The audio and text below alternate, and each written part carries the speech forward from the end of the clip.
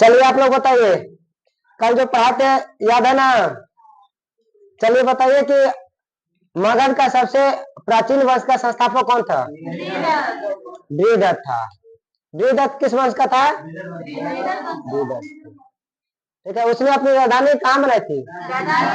राजगीर में। ठीक है, और उसका राजा, उसका बेटा कौन था? जारासंध था। जारासंध का उल्लेख जो है किस ग्रंथ में मिलता है? महाभारत में। जारासंध की हत्या किसने किया? भीम ने। बृहदत्त के पिता का क्या नाम था? वासु। वासु। बृहदत्त वंश में कुल कितने राजा हुए? 10 राजा हुए। ठीक है, बहुत बढ़िया। और बताइए, नहीं बताना है कि बृहदत्त वंश का अंतिम शासक रिपुजन्य। ठीक, रिपुजन्य की हत्या किसने किया? पुलक। पुलक ने रिपुजन्य की हत्या करके किसको राजा बनाया? अपने पुत्र को। अपने पुत्र को, मैयो को नहीं। ठीक है, और पुलक और उसके पुत्र की हत्या किसने किया? ठीक है, मैया किसको राजा बनाया?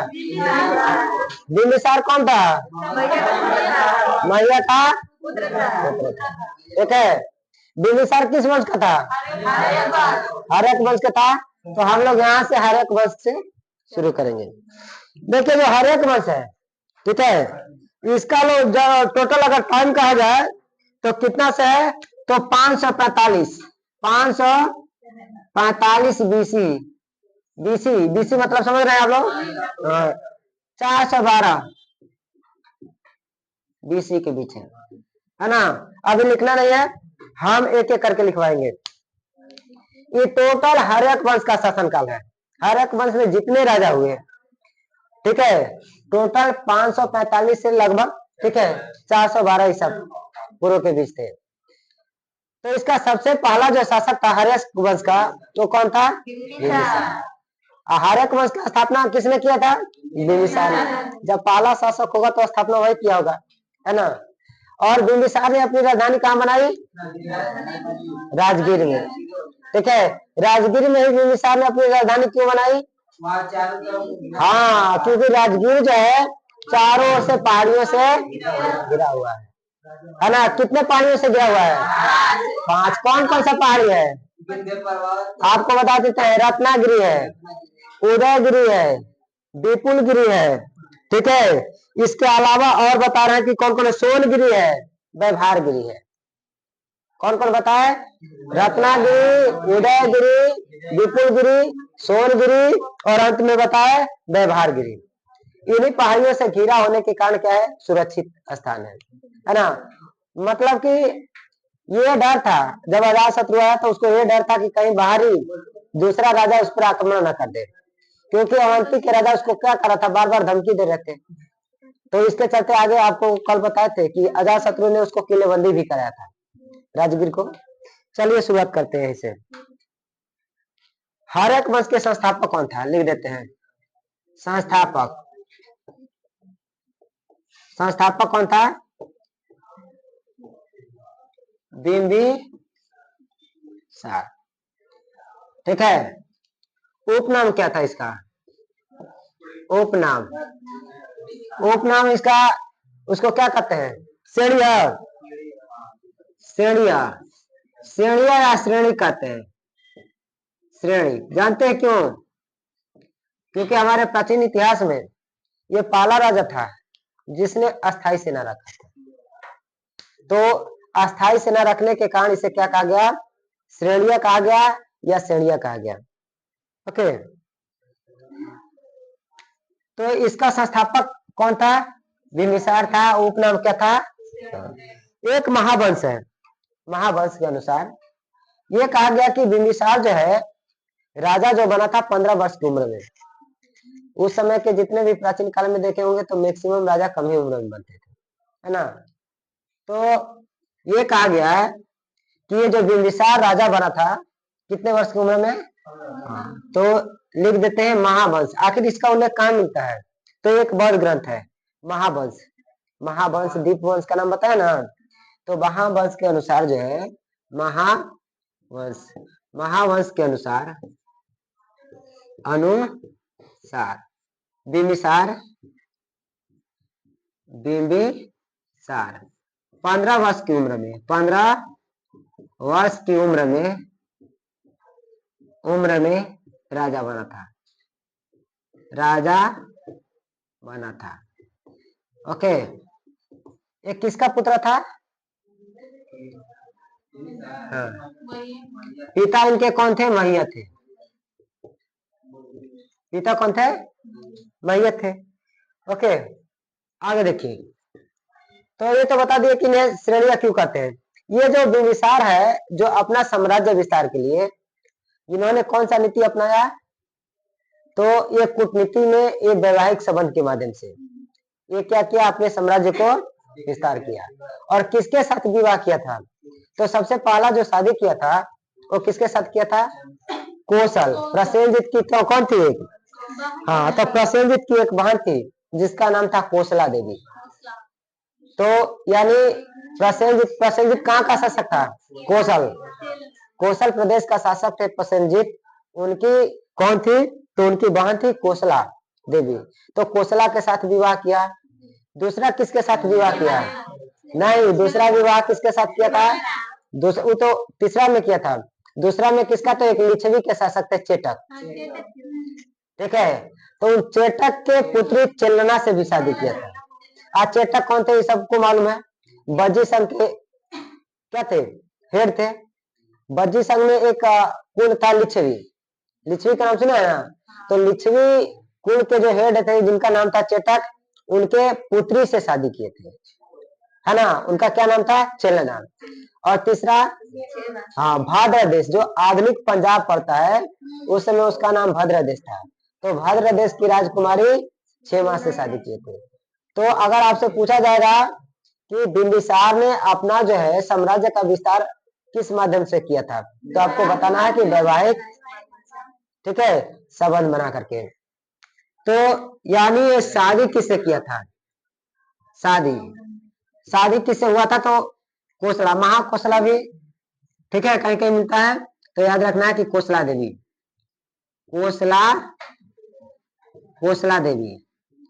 दूसरा चिल्लना, और तीसरा कौन थी? क्षेमा। ठीक है, मतलब कि ये शादी के माध्यम से क्या किया कि अपना राजधानी कहाँ बनाया है? राजधानी, इसकी राजधानी कहाँ थी? राजगृह थी। और इससे पहले कौन राजगृह को राजधानी बनाया था? तो जरासंध, है ना? क्योंकि इससे पहले हर्यक वंश से पहले मगध पर कौन सा वंश का शासक था? वीरदत्त। और वीरदत्त का सबसे प्रतापी राजा कौन था? जरासंध। तो जरासंध ने ही सबसे पहले यानी राजगीर को क्या बनाया था? अपनी राजधानी। और उसका जो किले बंदी किया था, उसका आज भी अवशेष मिल जाता है। टूटा फूटा आज भी उस किले का अवशेष मिल जाता है। तो कल हम बताते थे कि उस किले में कुल कितने बड़े द्वार थे? 32 को बड़े द्वार बताया, 64 को छोटे द्वार, है ना? तो हर्यक वंश के जो शासक बिंबिसार ने अपनी राजधानी कहाँ बनाई थी? तो राजगीर में बनाई थी, गिरिब्रज में बनाई थी। इसके अलावा देखिए, कह रहा है कि इसने, कौन? बिंबिसार ने इसका एक प्रतिद्वंदी शासक था जिनका नाम था क्या? प्रघोत।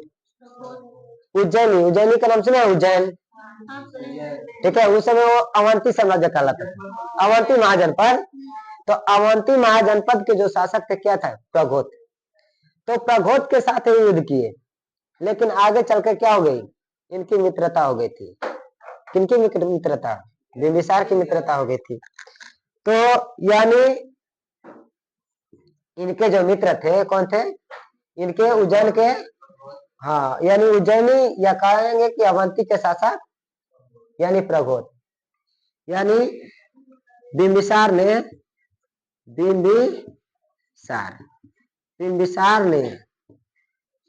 अवंती के शासक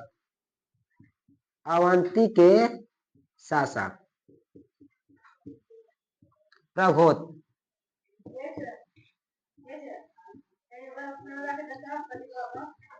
साथ क्या है, साथ युद्ध किया, युद्ध किया तथा बाद में दोनों मित्र बन गए, दोनों मित्र बन गए, दोनों क्या, दोनों मित्र बन गए। ठीक है, तो हम ये बता रहे थे, क्या बता रहे थे कि जो विनय पिटक के अनुसार, ठीक है, यानी विनय पिटक के अनुसार जो है, यानी उसमें ये लिखा गया है कि जो बिंबिसार है वो बौद्ध धर्म का अनुयायी था। ठीक है, बौद्ध धर्म के, और ये बौद्ध धर्म को मानता था। ठीक है, जब गौतम बुद्ध ने यानी बिंबिसार से मिले तो उसके बाद जो बिंबिसार कौन से धर्म को अपना लिया था, बौद्ध धर्म को अपना लिया था। लेकिन साथ ही उसने ब्राह्मण धर्म और जैन धर्म दोनों के प्रति सहिष्णु था। सहिष्णु मतलब कि जैन धर्म और बौद्ध यानी ब्राह्मण धर्म को भी यानी वो संरक्षाएं देता था, लेकिन खुद आगे चल करके उन्होंने कौन सा बौद्ध धर्म अपना लिया था, है ना। तो ये जो है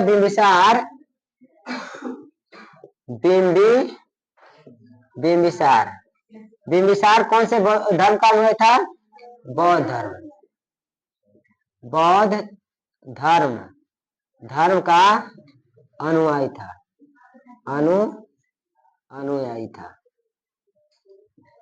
ठीक है, कौन से ग्रंथ के अनुसार, तो विनय पिटक के अनुसार।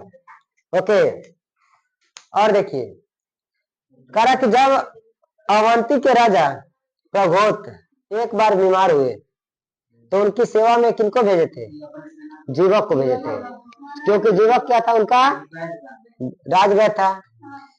ठीक है, जीवक के बारे में हम बता चुके हैं कि जीवक को उनका एक पुत्र थे, वही उठा के लाए थे बचपन में, और बाद में बिंबिसार ने उनको कहा तक्षशिला भेज दिया था, क्या, शिक्षा प्राप्ति के लिए। और जीवक जो है तक्षशिला से आयुर्वेद की शिक्षा लेकर के आकर के राजगिरी में आम्रवन में अपना क्या चिकित्सालय खोला, और बिंबिसार उसको क्या किया, अपना राजवैद्य बनाया था। तो यहाँ लिखिए बिंबिसार ने,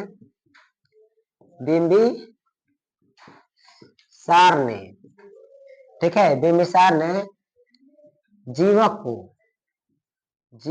को यानी गौतम बुद्ध बीमार पड़े थे उनके इलाज के लिए भी भेजे थे, और यानी प्रघोत बीमार हुए थे उनके लिए भी। तो बिंबिसार ने जीवक को महात्मा बुद्ध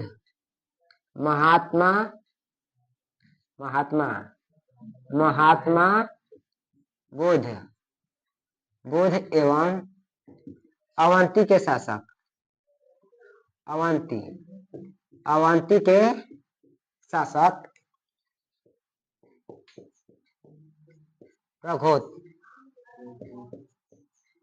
प्रघोत की सेवा में, ठीक है, भेजे थे। मतलब कि जब गौतम बुद्ध और अवंती के शासक जो है बीमार हुए तो उनके इलाज करने के लिए कौन गए, जीवक गए थे। बिंबिसार के पुत्र का क्या नाम था, हाँ, बिंबिसार के पुत्र का नाम, ठीक है, कौन पुत्र था, ये बड़ा पुत्र था, अजात शत्रु था। ठीक है, ये कहा जाता है, क्या कहा जाता है, तो यानी बौद्ध और जैन ग्रंथ में ये विवरण मिलता है कि अजात शत्रु ने क्या किया कि अपने पिता को जेल में डाल दिया था, है ना, जेल में डाल दिया था जहां उनकी मृत्यु हो गई थी। तो यानी ये माना जाता है कहीं कहीं कि अपने पिता की हत्या कौन किया था, अजातशत्रु ने किया था, है ना, और उनकी हत्या करके अजातशत्रु क्या मगध का राजा बन गया था। देखिए, लेकिन याद रखना है आपको कि बिंबिसार ने अपना उत्तराधिकारी अजातशत्रु को ही चुना था, अजातशत्रु को ही चुना था। अजात शत्रु ने अजात शत्रु अजात शत्रु ने बिंबिसार को बिंबिसार को बंदी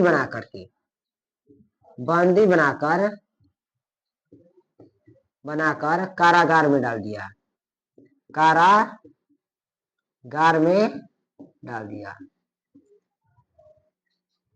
किसके अनुसार? तो बौद्ध एवं जैन ग्रंथ के अनुसार, बौद्ध एवं जैन ग्रंथ के अनुसार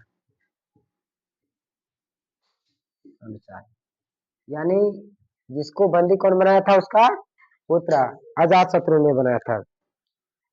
इसके अलावा देखिए, बौद्ध धर्म के अनुयायी होने के कारण ये जो अजात शत्रु है, जो बौद्ध भिक्षु जल यात्रा के लिए जाते थे तो उनको यानी कर मुक्त कर दिया था, यानी निःशुल्क यात्रा यानी जल यात्रा कर सकते थे। बिंबिसार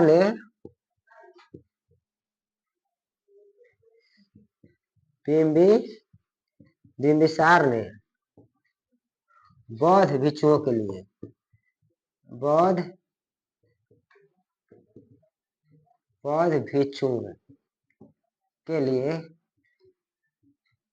निःशुल्क यात्रा, ठीक है। बिंबिसार ने बौद्ध भिक्षुओं के लिए जल यात्रा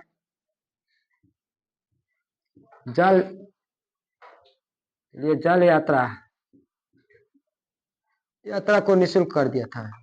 निःशुल्क कर दिया था,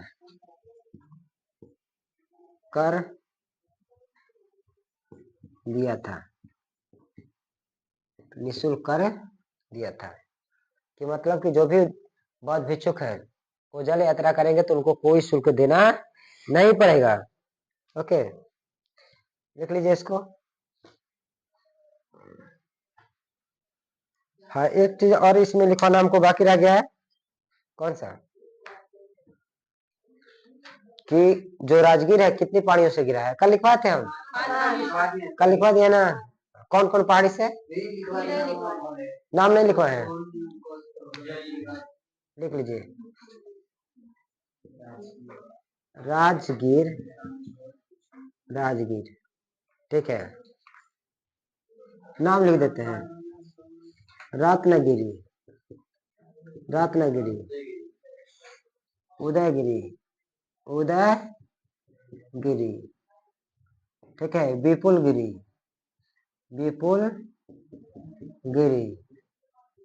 सोनगिरी एवं, ठीक है। और कौन सा है? और बताते कौन?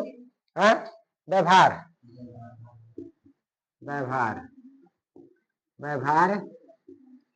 गिरी पहाड़ियों से गिरा है,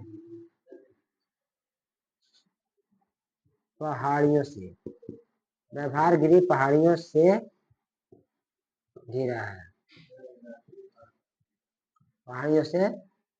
है,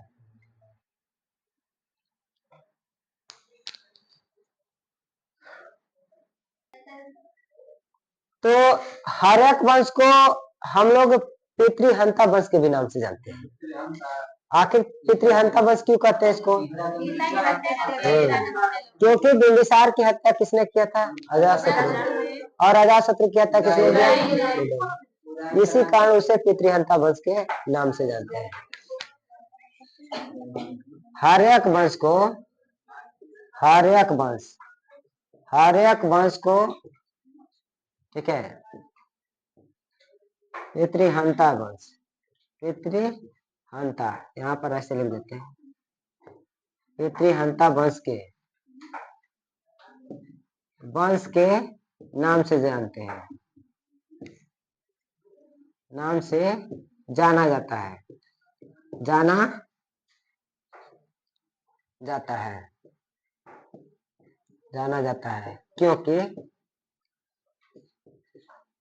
क्योंकि बिंबिसार की हत्या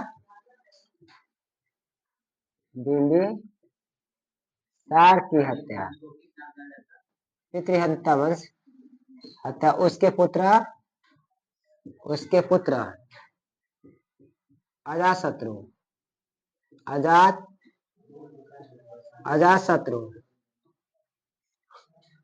अजातशत्रु ने की एवं अजातशत्रु ने की, ठीक है, एवं अजातशत्रु की हत्या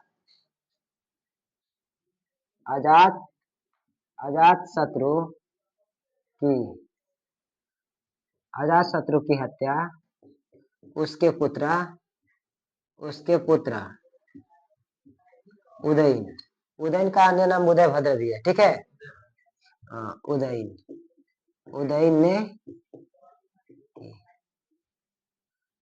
ने की। ओके, हार्यक वंश के प्रमुख शासक कौन थे? हार्यक वंश के प्रमुख शासक हार्यक वंश के प्रमुख शासक कौन थे? तो सबको से पहला कौन था? बिंबिसार।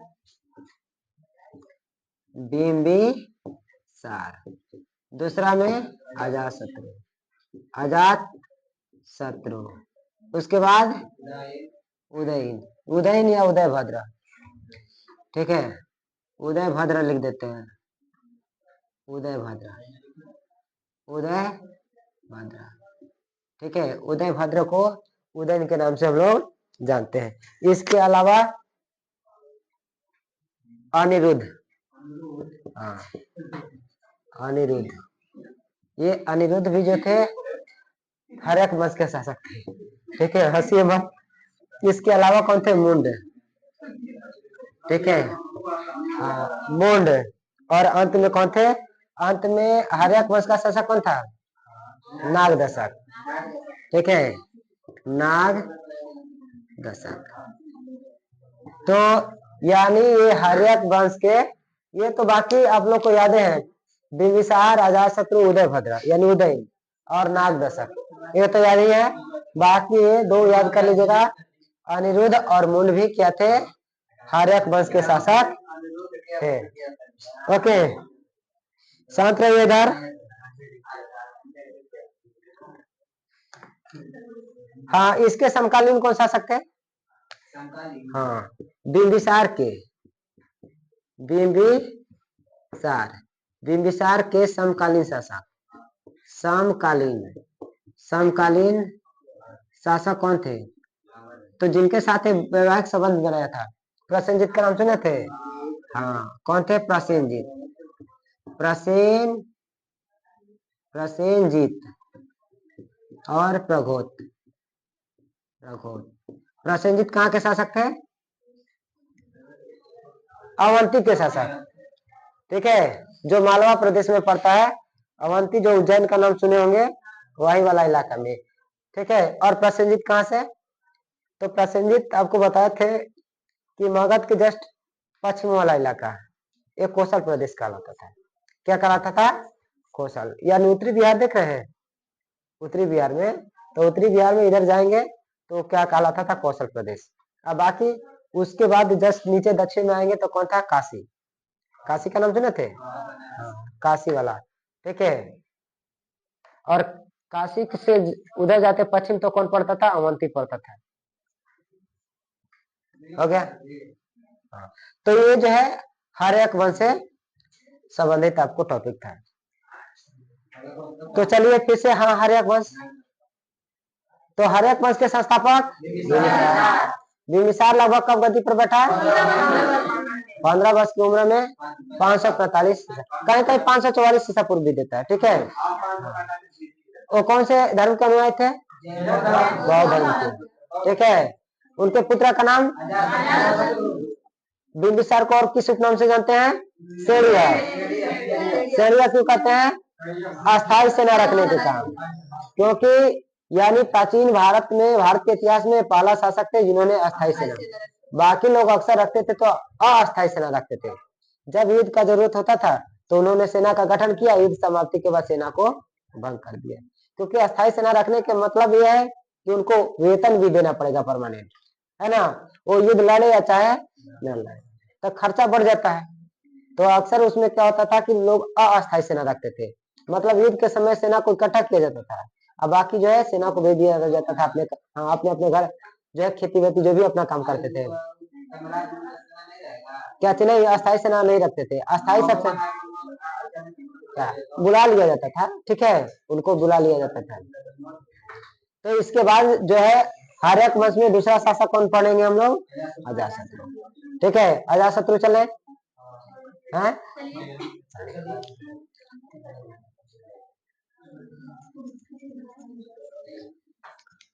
ठीक है,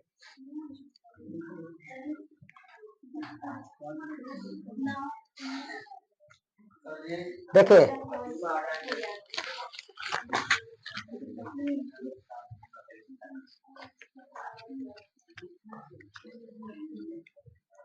चलिए बता देते हैं, लिखना होगा तो कल लिख लेंगे, फिर दोबारा कल चल लेंगे। तो ये अजातशत्रु से लीजिए, अजातशत्रु भी एक जो शासक था ये सहिष्णु शासक था, है ना, सहिष्णु शासक था, लेकिन ये कौन से धर्म को मानता था, जैन धर्म, जैन धर्म को मानता था। और इसने जो है अपने पड़ोसियों को जीत करके मगध साम्राज्य में मिला लिया, कौन, अजातशत्रु मिला लिया था। और इस अजातशत्रु का जो बचपन का नाम था कुणिक, है ना, कुणिक।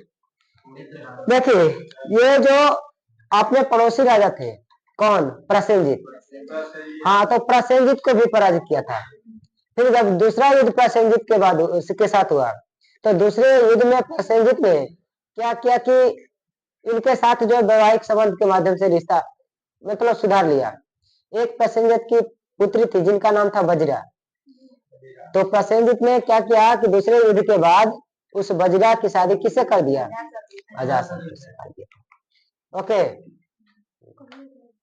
इसके अलावा सुनिए, तो ये जो है अजातशत्रु एक अपना जो मंत्री चुने थे, ठीक है, वो मंत्री का नाम था वर्षकार, और वो वर्षकार की सहायता से ये बज्जी संघ में फूट डलवा दिए, क्योंकि बज्जी संघ क्या था, आपको बताए थे कि ये यानी 10 राजाओं का क्या था, कुल था, मजबूत थे ये सब, तो उनको आसानी से हराना मुश्किल काम था। तो पहले क्या किया कि वर्षकार की सहायता से बज्जी संघ में फूट डाला। अब फूट डालने के बाद उस पर आक्रमण करके उसको भी क्या किया, मगध साम्राज्य में मिला लिया। तो आपसे पूछा जाएगा कि अजातशत्रु ने किनको मंत्री पद पर नियुक्त किया था, तो वर्षकार को नियुक्त किया था, ओके ना। इसके अलावा देखिए ये जो अजातशत्रु है पूरे राजगीर का किलाबंदी कराया था। क्यों किलाबंदी कराया था, तो आपको बताए थे कि इसको अवंती के शासक जो है प्रघोत से इसको डर था, ठीक है, क्योंकि बार बार जो प्रघोत उनको धमकी दे रहे थे कि हम क्या करेंगे, आप पर आक्रमण करेंगे, तो इसके चलते उन्होंने चूना और सुर्खी से बताए थे और पत्थर से पूरा जो है राजगीर को क्या किए, किलाबंदी कराए। ओके, आगे चलिए। इसके अलावा देखिए कह रहा है कि 483 ईस्वी में, यानी कौन था, अजातशत्रु, अजातशत्रु पहला, चलिए बताइए कि पहला बहुसंगति कब हुई थी, किसके शासक काल के समय में, ठीक है, तो याद रखना है कि जो पहला बहुसंगति हुआ था 483 ईसा पूर्व में, इसी अजातशत्रु के शासन काल में हुआ था। और कहाँ हुआ था ये भी बता चुके हैं, हाँ तो राजगीर में हुआ था। तो कहाँ हुआ था, सप्तपाणी गुफा, क्या बताते हैं, सप्तपाणी गुफा, ठीक है। तो छोड़ देते हैं, कल इसको लिखवाएंगे, कल और डिटेल से विस्तार से बताएंगे।